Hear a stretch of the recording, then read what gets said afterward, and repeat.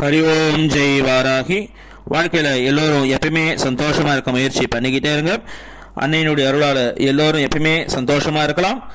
வாராகி மாலையில் அடுத்த ஒரு பாடல் 15வது பாடல் இது. இப்போ பாடலை பார்க்கலாம். ஐயும் கிளியும் என தொண்டர் போற்ற அரிய பச்சை மெய்யும் கருணை வழிந்தோடுகின்ற விழியும் மலர் கையும் பிரம்பும் கபாலமும் சூலமும் கண் எதிரே வையம் துதிக்க வருவாள் வாராகி மலர் கொடியே அப்படிங்கிற ஒரு பாடல் இது. இந்த பாடல் நம்ம பார்த்தோம்னா முதல் பாடல் பார்த்துருக்கோம் இல்லையா, வாராகி மாலையில் முதல் பாடல் இருகுழை கோமலம் தாள் புஷ்பராகம் அப்படிங்கிற ஒரு பாடல் பார்த்தோம் இல்லையா. அதே போலதான் இதுவும் அம்பாளுடைய வர்ணனை, அம்பாளுடைய மூர்த்தி தியானம், அம்பாளை எப்படி அந்த தியானம் பண்ணுறதுக்கு உண்டான ஒரு அற்புதமான ஒரு பாடல் இது. இந்த பாடலுடைய அர்த்தத்தை இப்போ பார்க்கலாம்.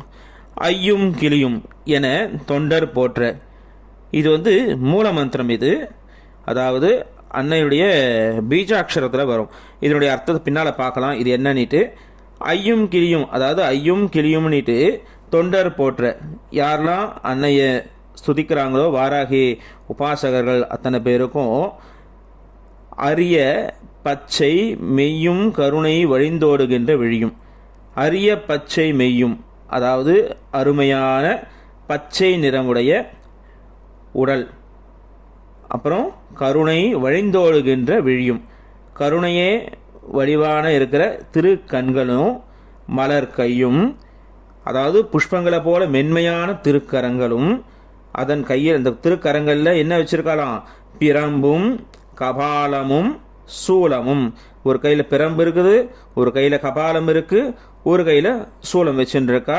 நம்மளுக்கு ஆசீர்வாதம் ஒரு கையில் பண்ணுறா. 4 கைகள் இருக்கா, 4 கைகள் ஆசீர்வாதம் பண்ணி கண் எதிரே நம்ம கண்ணு முன்னால, அதாவது திரு மணக்கண் முன்னால வையம் துதிக்க வருவாள். இந்த உலகத்தில் இருக்க எல்லாரும் துதிக்கக்கூடிய அன்னை வருவாள். யாரு, எந்த அன்னை? வாராகி. எப்படி வருவாளாம்?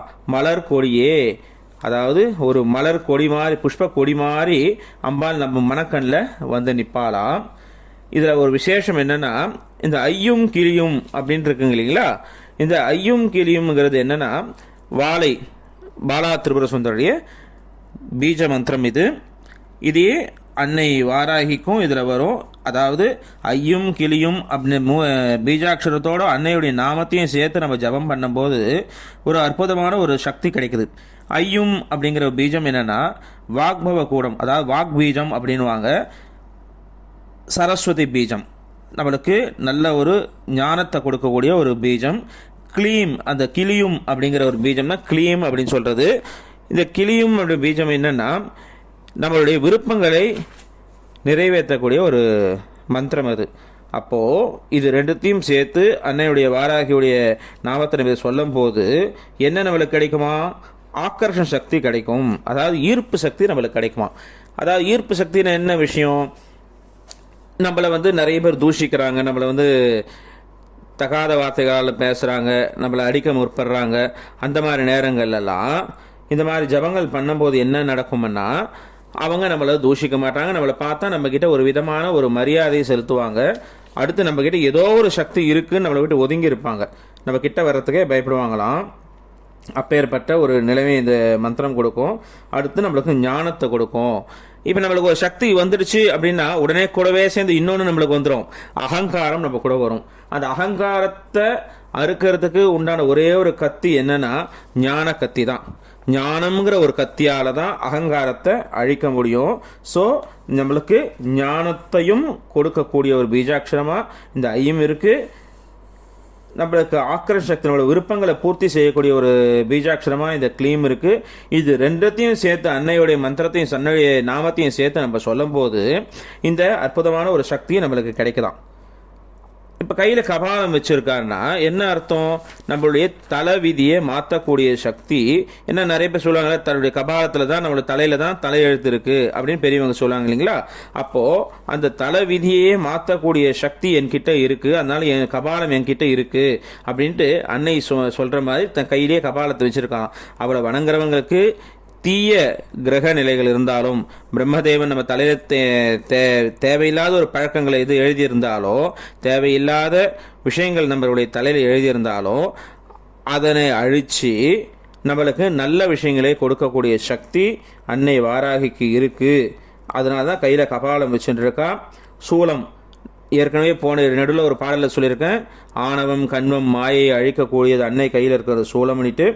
அப்போது அந்த சூலம் மூலமாக நம்மளுடைய ஆணவம் கண்வம் மாயை அழித்து ஞானத்தை கொடுக்கக்கூடிய ஒரு அற்புதமான அன்னை வாராகி.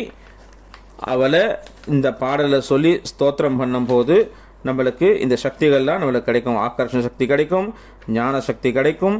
அற்புதமான அன்னையுடைய அருளால் அன்னையுடைய ரூப தியானம் நம்ம பண்ண அன்னையுடைய ரூபமானது நம்மளுடைய மனக்கண்ணில் தெரியும்.